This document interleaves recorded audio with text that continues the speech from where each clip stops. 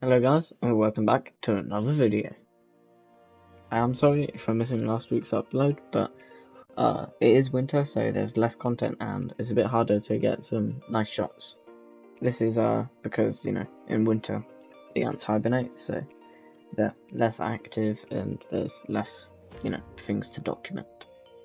But that is not a reason to not subscribe, so make sure to hit the subscribe button and like for more content. And let's get right into it. Here you can see I've already unboxed two things. First of the products was some aquarium silicone, so I can make more DIY nests for the winter. Then I got some vinyl tubing to also help with my DIY nests. And as you can see here, I also got a test tube pod. And next up we got the small gel-free cork nest from Wakooshi. This nest comes with a red lid so you can see your ants whilst they stay in darkness for them, as they cannot see red light. Here you can see I'm just showing off the nest and all the entrance holes, the sizes, and generally the dimensions of it.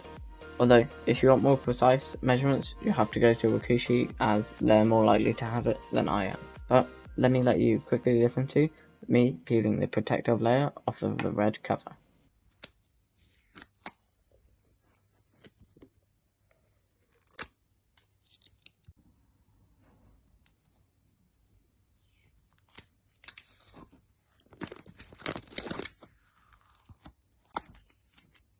And once the protective layer is gone, it's nice and clean without any scratches, so I'd say good job Wakooshi on the shipping.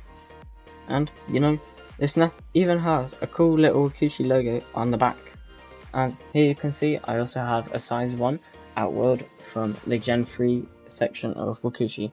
Unfortunately though, I bought this a few weeks ago, so I do not have the unboxing clip for you, but I will assemble it right now. And boom, just like that, with a click of my fingers, the nest is attached and the outworld is built.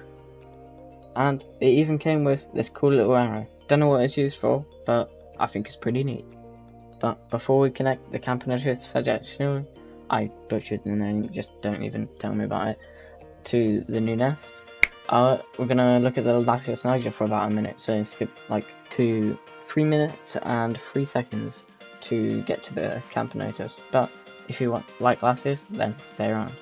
Here you can see I've given them a cricket for a welcome gift, but unfortunately they didn't like it, so I gave them some Wakooshi ant nectar instead, and they love that, and they're still drinking it right now. It's been a few days since I put it in there, and well, let's just say this is my aunt's favourite sugar. They just all love it. And this is the first few seconds after I connected them to their new setup. And well, they weren't really excited, let's say.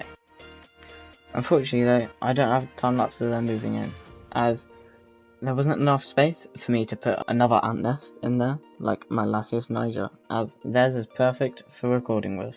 And I know it might sound a bit weird, but a tripod's just too much for me, and I don't really need it that much.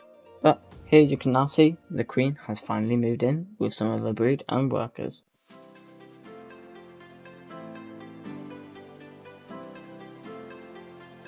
And now that they've all moved out of their test tube, I can detach it and put it somewhere else for storage or something, I don't know.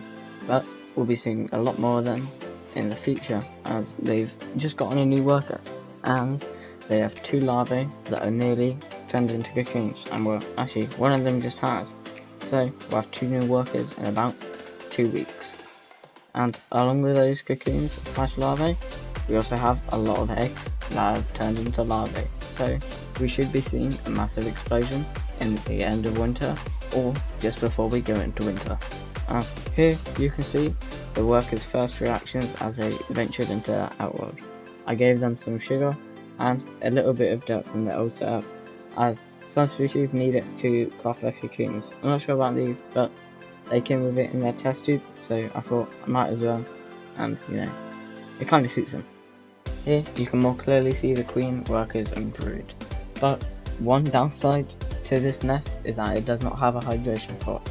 I know that it's cork and all Wakooshi, but still, it needs hydrating. And finally, just before we end, this worker has been here for about 3 hours, just sat there, menacing them. Oh, and before I forget, I even used a heat map to help them move in. I would recommend this for you to move your ants with a heat map, or, you know, any sort of heat. But that's all for now. Don't forget to subscribe, and I'll see you in the next one.